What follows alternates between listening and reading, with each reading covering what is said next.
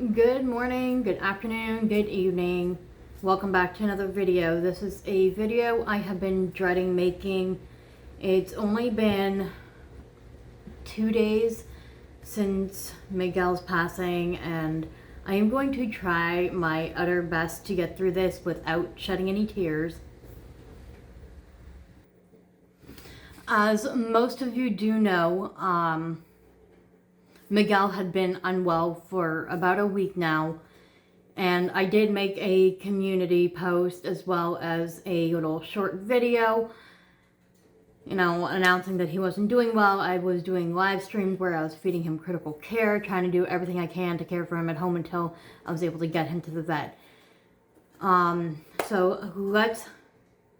There's been a couple of comments within the posts and the videos that have been slightly unsettling, so I'm going to touch base on that without, calling anybody out.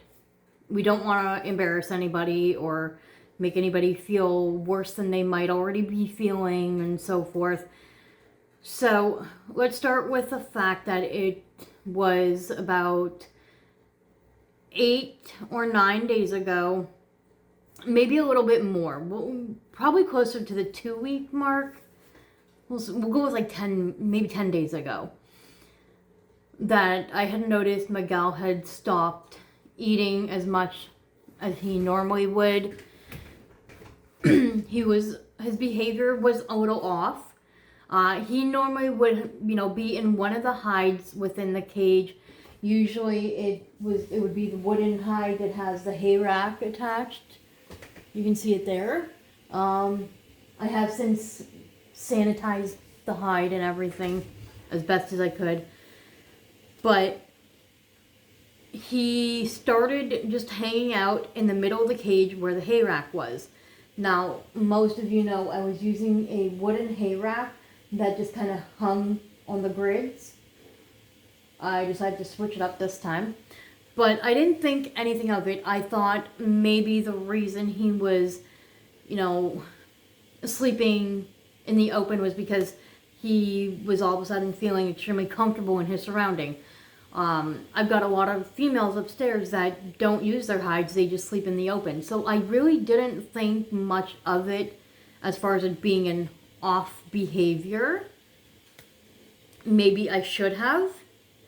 Maybe I should have been a little bit more vigilant and tried to get him seen sooner. But nonetheless, he stopped eating the oxbow pellets, which he had been eating oxbow pellets for as long as I've known him and prior to that. And he slowed down his hay intake. He just showed very different characteristics. And that would have been red flag number 1. And I basically ignored it. I decided instead to try and switch up the hay. I brought up a fresh bin of hay from the basement. Maybe thought, okay, this one might be stale. Maybe, if it's stale chips, you're not going to want to eat it. I'm not going to eat stale chips. Some people might, though. But I thought if I switch up the bin of hay, maybe that'll help. I ordered a different brand of pellets to see if that would help, and it seemed to make a little bit of a difference, but not drastic. So I started going outside. Pardon me, I have to sneeze. Sorry about that. So I had started bringing fresh grass from outside in, and I wanted to test out and see if he would eat the fresh grass. Because at that point, he was still eating his veggies and everything. It was just the hay intake that slowed down and the fact that he was sleeping in the open. So, certain things did change, but not enough to warrant a, oh my God, you need an emergency vet this very second kind of idea. And so that's how it all started. After a couple of days of offering him fresh grass, things seemed to go back to normal. He was going back to sleeping in his hidey hut. He was coming up to the cage and, greeting me, asking for treats. And, he was just being his normal Miguel. And I'm not sure if the previous owner is still going to continue watching this channel or not, but if you are watching this, Levi, you'll probably know what I'm talking about. You know, how he just be himself. You know, his perky, adorable, handsome self that I miss so very much.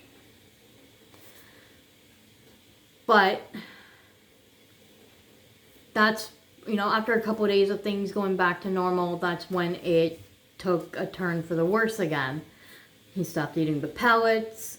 What I noticed this time mostly was the shape of his poop.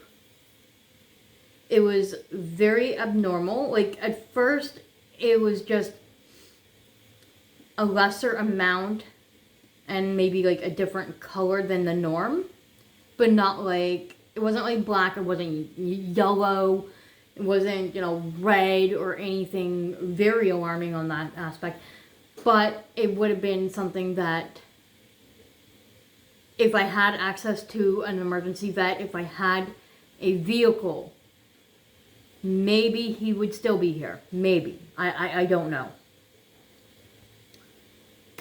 So, basically, I had posted a short clip with a couple of his pictures and a picture of what his poop looked like that particular day. And I had asked, not even asked, I had said, Miguel is feeling very unwell. If you would like to donate to helping him get better, our PayPal is in the bio. No obligations. That means none of you watching were obligated to donate, because I would have figured out a way. The biggest issue wasn't necessarily the money, it was the transportation. Now, I did have an exotic vet that used to be 20 minutes away about a year and a bit ago. Unfortunately, that exotics vet decided to stop working at the vet office, and they moved out east to Nova Scotia and started their own practice. So, am I frustrated that she did that? I'm upset with the situation, not at her though. She was a great vet. She treated Bruno a year ago when he had the conjunctivitis. But in any case, unfortunately, that vet office never was able to get another exotics vet. They were supposed to have one lined up to come the summer, like this past summer. Unfortunately, that did not work out as planned. So we're back to square one where that vet office does not have an exotics vet. I called basically 7 different veterinary offices to find out who at least works with guinea pigs. So the first one that had told me they work with guinea pigs said they couldn't see Miguel until next week. Now, in Canada, tomorrow is Thanksgiving. By the time you see this, it will be Thanksgiving. So happy Thanksgiving to my fellow Canadians. But because of the holiday, you know, vet offices are closed on the weekend, and then the holiday they're closed. So that means that whatever, you know, appointments they had ahead of time scheduled, it's on a delay. So, I mean, the soonest they could have seen him would have been Thursday. So they told, I had took the appointment just in case, but told them I'm going to continue calling other places to try and find someone that could take us sooner. Because I knew for a fact in my heart that he was not going to make it until next week before being seen. So they had recommended 2 other places. The second office I called, well, at this point it would have been like the 5th office, technically. Because like 4 of them just don't see guinea pigs at all. Well, 3 of them don't see guinea pigs. The 4th one doesn't have an exotic vet yet. That was the one I was 20 minutes away I was telling you about. Anyway, I called a total of 7. And so the next one I had called told me they couldn't see him for 2 weeks. Not happening. Thank you. Have a good day. Click. So got around to calling that final last one. And then they told me the soonest they can see Miguel would be next Wednesday. So only 1 day sooner than the previous one. And I explained to them the situation, telling them, like, he's not going to make it till then. Like, I could tell he was struggling and suffering as it is, and I needed answers. Is it something treatable? What is going on with him? I'm not the professional. I can't diagnose it. I mean, I can self-diagnose it, but it will be wrong, immoral, and just not right. Like, I know. Just know. So anyway, I explained to them the situation. They ended up putting me on hold. And then the next thing I know, they come back on the phone telling me, okay, well, we can squeeze him in tomorrow at this time. So that would have been on Thursday. I made the phone call. So the vet appointment was for Friday at 11:45. Today we are Sunday. So I'm not going to go into extreme detail, step by step, of everything that happened, because you can just go to my community tab and read the post. It's all there. But to give you the basic gist, the vet tech came in, weighed him. I showed them the records of all the weight checks I had done since I had gotten him. It hadn't even been 2 months that I've had Miguel. And they were actually really impressed with the fact that I keep record of the weight and all that kind of stuff. So that made me feel a little bit better. But we weighed him again, and he had lost 40 grams from the day before to that moment. And like, the vet, used a stethoscope to listen to his breathing and check for lumps and bumps and check for any kind of pain of some sort. Now, here's the thing. I didn't get a chance to give critical care to Miguel before the appointment. I had woken up just a tad bit too late, and I didn't want to wait all day before having to clean all their cages. So when I woke up, I forfeited eating breakfast, and I just got their cages cleaned, like spot cleaned and whatnot. And it takes me about an hour to do that process for all 4 cages. And so I made up a quick batch of critical care to take with to the vet. I had the carrier with the hay and everything set up the night before, because I had a feeling that I wasn't going to have enough time. And I was right. So I took the critical care with me. And then when we got to the vet office, after the vet tech weighed him, but before the vet himself came in the room, I decided to try and feed 3, not even a specific amount, but I ended up feeding 3 1 ml syringes of critical care to Miguel, and then realized I'm an idiot for doing that, because I wanted the vet to look at his teeth to check his molars. Are they overgrown? Is that the reason he's not eating? Could it be the reason? A slew of things. In any case, they tried looking at his teeth at first, they just went, while he was in the room, and they were struggling, so they needed someone else to help them. So he said he wanted his vet assistant to hold the guinea pig while he checks the teeth. So he ended up taking the guinea pig. He took Miguel in the back out of the room. So I don't know what actually happened back there, but I'm not going to play a blame game. It defeats the purpose. There's no positive result that will come out of playing the blame game of, was it my fault, was it their fault, was it this fault, was it their fault, kind of thing. It's not going to get us anywhere. So the vet took Miguel in the back, and literally seconds later, he comes back in the room and tells me he had to put Miguel on oxygen because he was struggling to breathe, and he suggested that at this point I humanely euthanize Miguel because of the amount of struggles and suffering he was going through. And I didn't understand the severity of that. It didn't register in my head. I had asked the vet, Well, I mean, I don't want him to suffer, so yes, we can euthanize him, but before we do that, can I say goodbye? Can I hold him? And the vet was kind of hesitant on that, but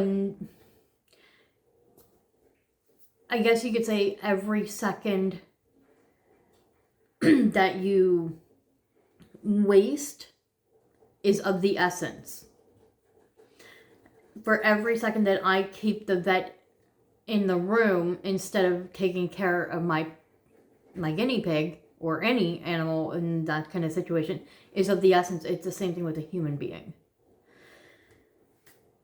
But he went in the back again. He talked to the vet assistant and whatever and tried to, see what he could do.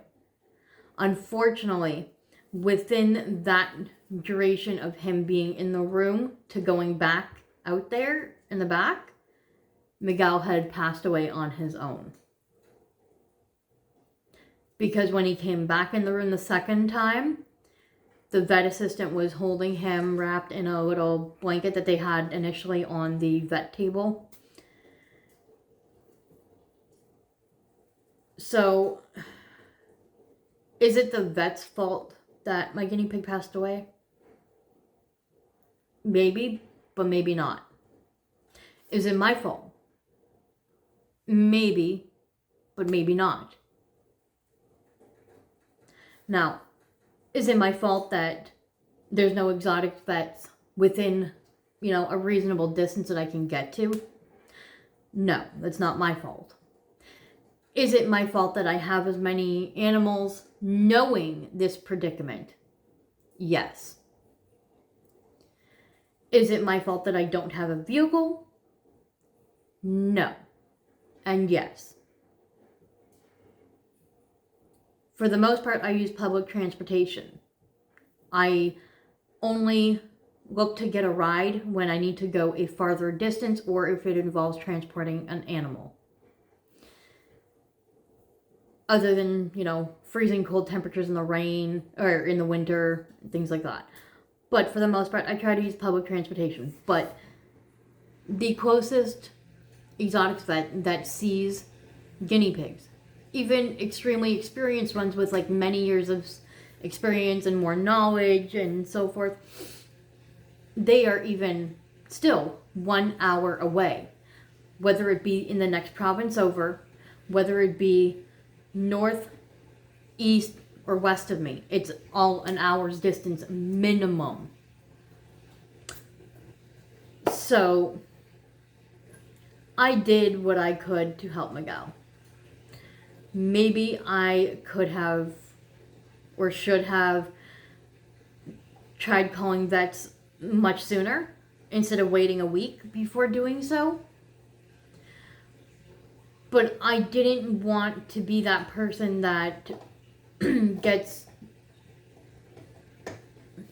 ultra paranoid at the most minor slight change, if that makes any sense.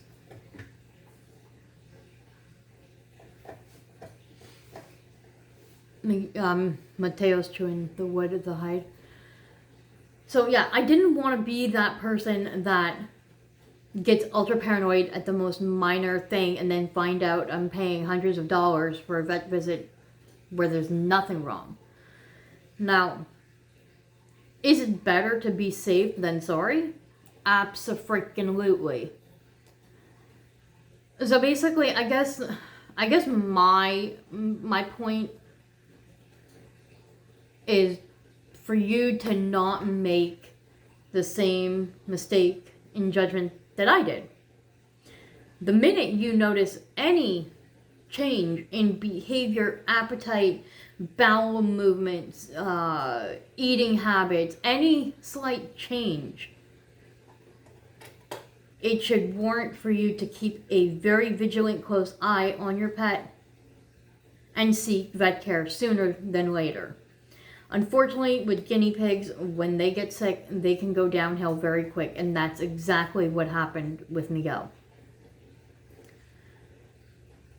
Am I grateful for the fact that Miguel didn't pass away until shortly after arriving at the vet office? Yes. because I still got to learn a few things while at that vet office. So while I was there, they were telling me what his temperature was. And his temperature was 34 degrees Celsius, which is not extremely feverish, but slightly feverish. Like, it is still below the normal range for guinea pigs. And so I had asked them, well, like, how do you check their temperature? And they told me, well, rectally.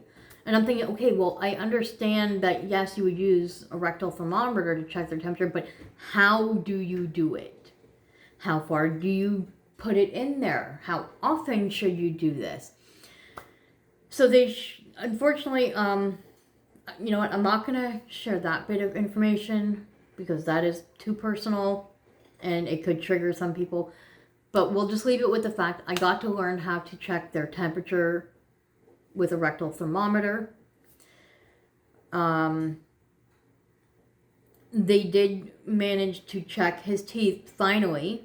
This was after his passing, with my permission though. They took some swabs, Q-tip swabs, and they were able to clean out some of that food from where his cheeks were and everything. And they were able to look at the teeth, and his teeth were slightly overgrown, not completely bridged over, but you can see it starting. So that could be part of it, but not fully. Unfortunately, there was absolutely no poop samples from the day of that I can provide the vet to do a poop sample or a poop test, whatever you want to call it. Now, I could have opted to do a necropsy, but that would have cost me $1,000.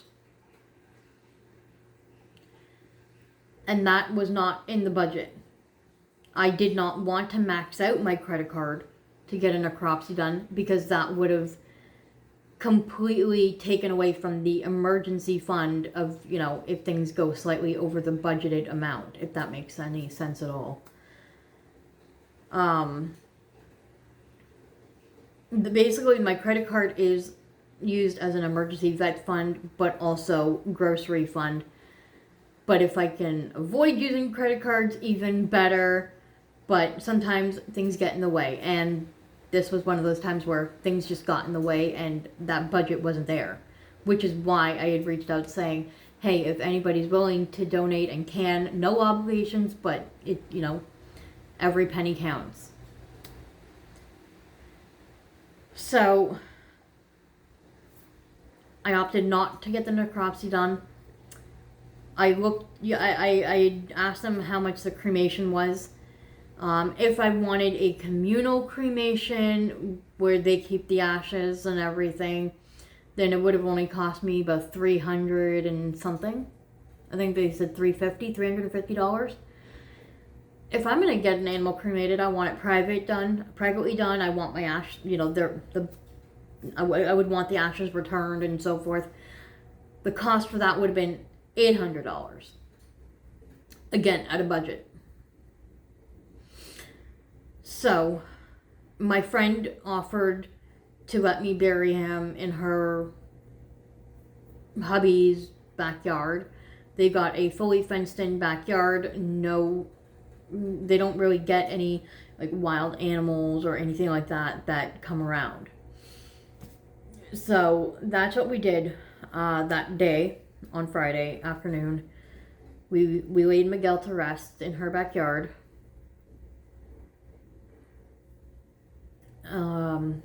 Yeah, that's pretty much what happened. So my advice to any of you, if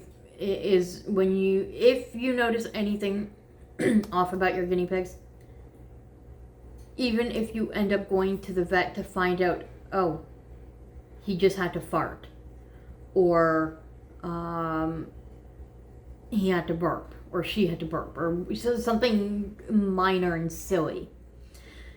Even if let's say you suspect that your guinea pig might have bumblefoot and you start panicking, you're like, I don't know what to do and this and that, because you're not comfortable with doing, at-home care until, you get a professional opinion or anything like that.